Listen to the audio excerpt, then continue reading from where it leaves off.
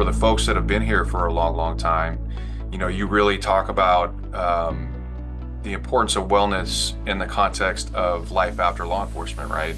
Like that's the place that they're at in their career. And I think you have to approach these conversations through that lens because it's not gonna resonate, with them like it will for a young person starting a 30-year career coming in knowing that these resources are going to be there for them.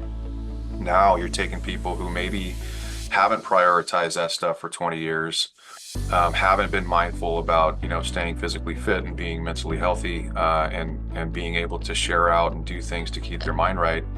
Now you have to talk about that in the context of making sure that they're, as well as they can be and whole when they get done doing the work. Because I think that I had somebody tell me when I came to the job, they said, "Hey, your goal is 30 years. That's when we can max out in our retirement.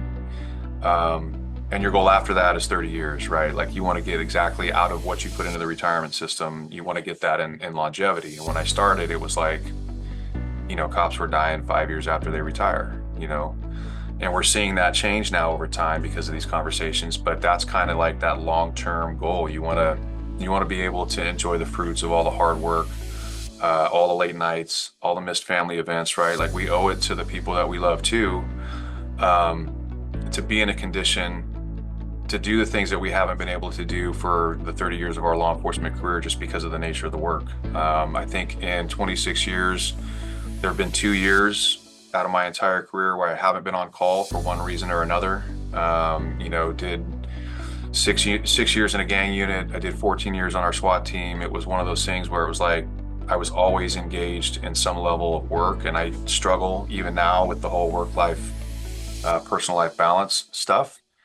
But there were a lot. I have 3 kids. There were a lot of missed events, missed birthdays. On our way to do something as a family, and the pager goes off. That's how old I am. We have pagers. And the pager goes off, and I got to drop what I'm doing and go to work. And so we owe it to them on the back end of this career to be able to